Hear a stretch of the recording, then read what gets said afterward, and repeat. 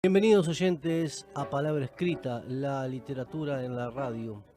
Hoy comenzaré, como les decía en la presentación, con el estudio de la obra de Gustavo Adolfo Bécquer, y tal como lo hice con Baudelaire o con Goethe, me detendré en una parte de la obra, no en toda la producción del artista, ya que se trataría de un trabajo inabarcable en un programa de radio.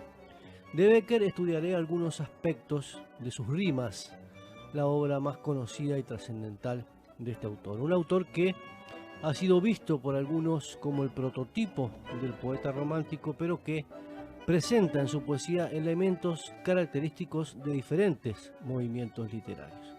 Los que estaré diciendo hoy, que quiero que funcione como una especie de prólogo al estudio que vendrá de las rimas en audiciones posteriores, estará centrado en las principales características de su trabajo lírico.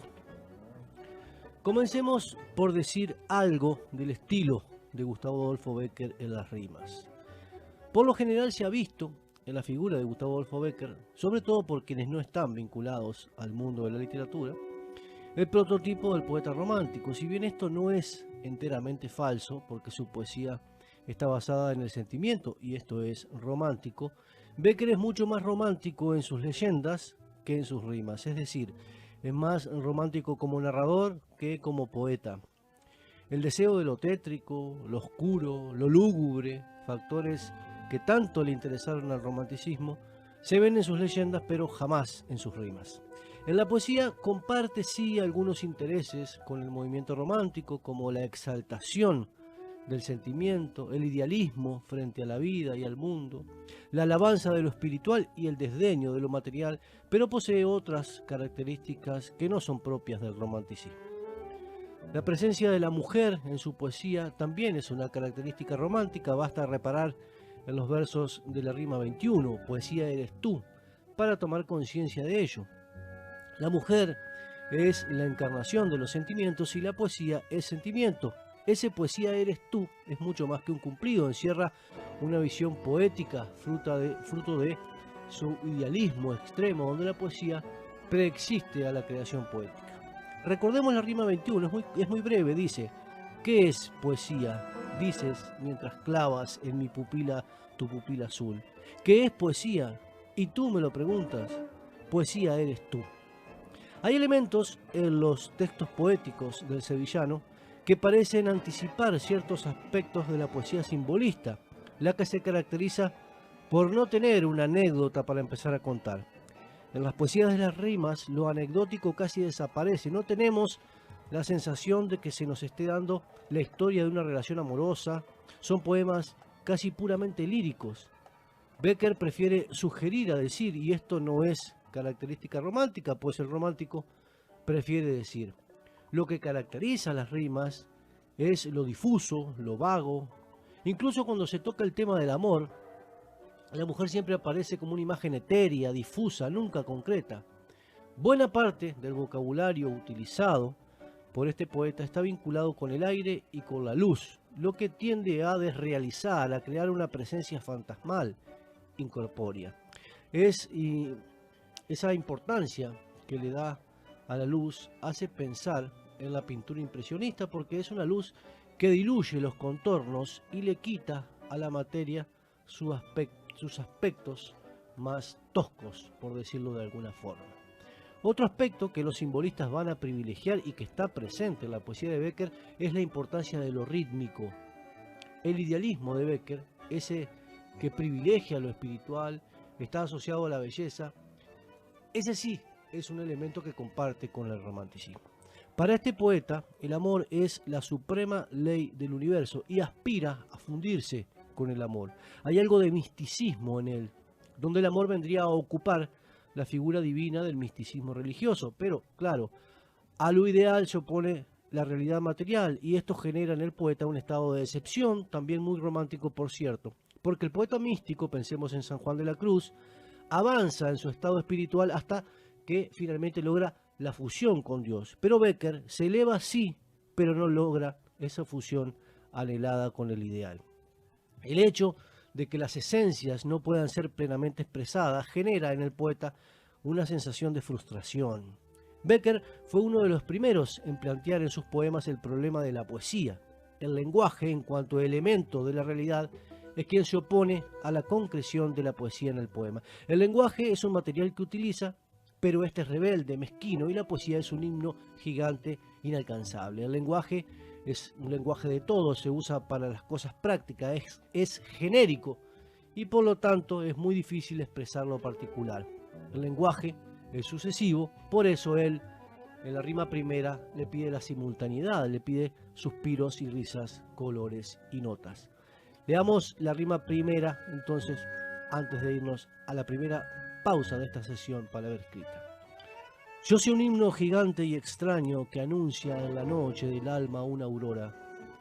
Y estas páginas son de ese himno cadencias que el aire dilata en las sombras.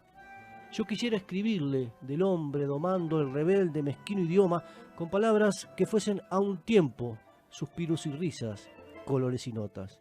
Pero en vano es luchar, que no hay cifra capaz de encerrarle y apenas, oh hermosa, si teniendo en mis manos las tuyas, pudiera al oído cantártelo a solas.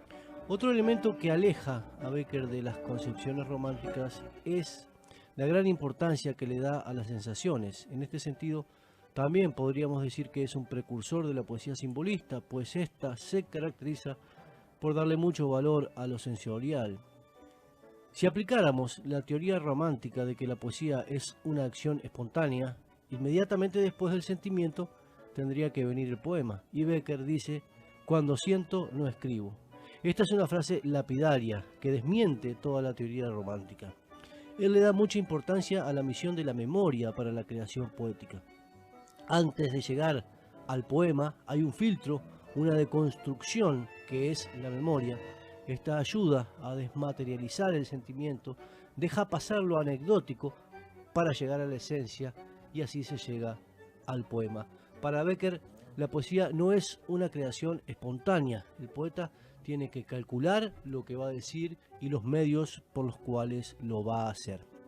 El hecho de que Becker haya reflexionado tanto sobre la poesía muestra una visión bastante moderna.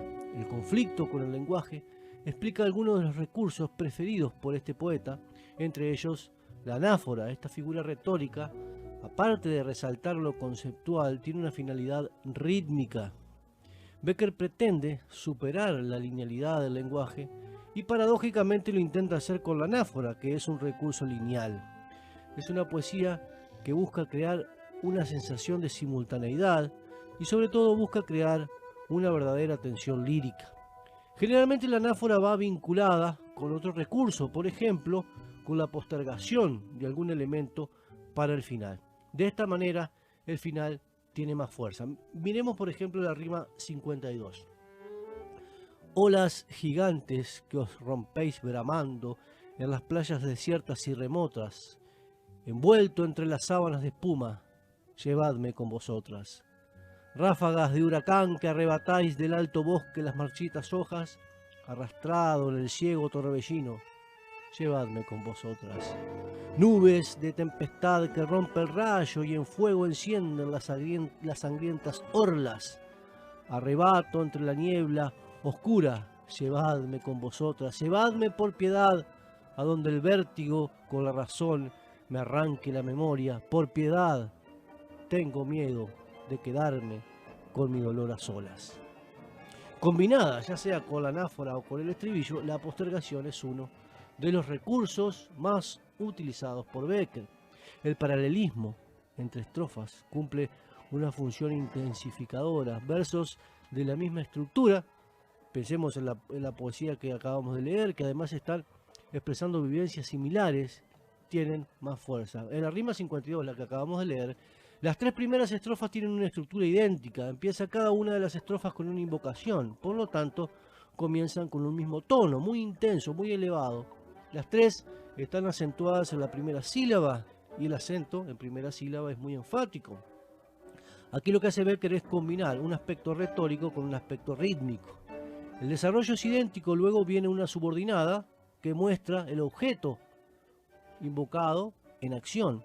Los elementos están caracterizados por la violencia y son mostrados siempre en acción.